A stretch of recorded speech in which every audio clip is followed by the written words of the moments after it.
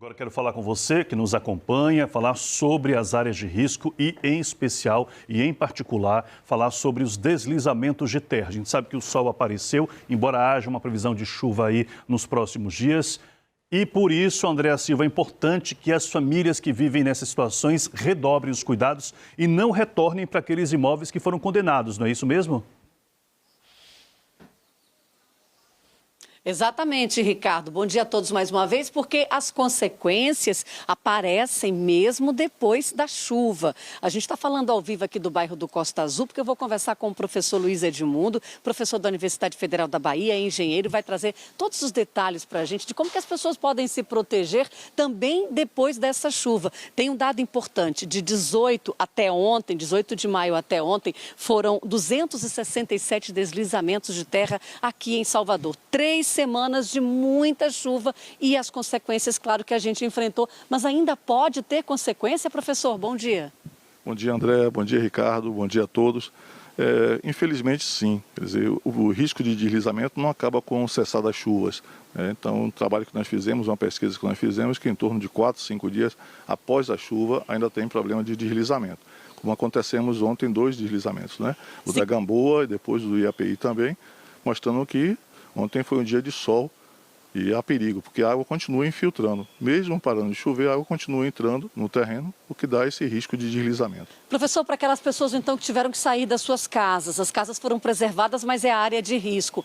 Esse número de 3 a 4 dias, 4 a 5 dias, é o ideal para que elas possam voltar antes disso, não, professor? Olha, nesse período chuvoso, você não pode garantir assim que não vai voltar a chover. Então é interessante que ela espere mais tempo, porque nós estamos num período de abril, maio e junho, são períodos chuvosos em Salvador, e após o passar chuvas, que seriam 4 a 5 dias após passar. Mas já há uma perspectiva de chuva na quinta-feira, então não é conveniente que elas retornem para casa. Professor, as medidas adotadas, por exemplo, as sirenes, essas medidas têm sido eficientes assim, para preservar vidas, para alertar as pessoas que vivem em áreas de risco?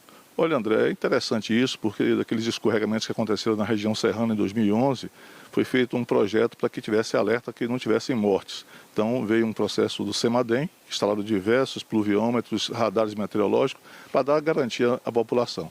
É claro que a sirene não resolve o problema de estabilidade, resolve o problema de salvar vidas. E nos simulados que eu participei da Defesa Civil, vi um desinteresse grande da população quando tocava sirene naquele simulado, para ser orientado, e acreditava que era só um problema do simulado.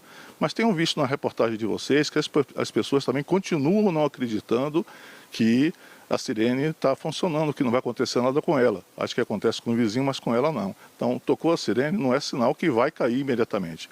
Há um grande risco e a população tem que sair de casa para um lugar seguro, porque o mais importante é preservar vidas. Então, tocou a sirene e tem que sair de casa, né, professor? Tocou a sirene, aquelas pessoas que foram identificadas pela Codesal, que estão em área de risco, tocando a sirene, ela tem que sair de casa. É claro que numa área maior, às vezes tem casas seguras, que não há necessidade, mas aquelas que foram identificadas pela Codesal têm que sair.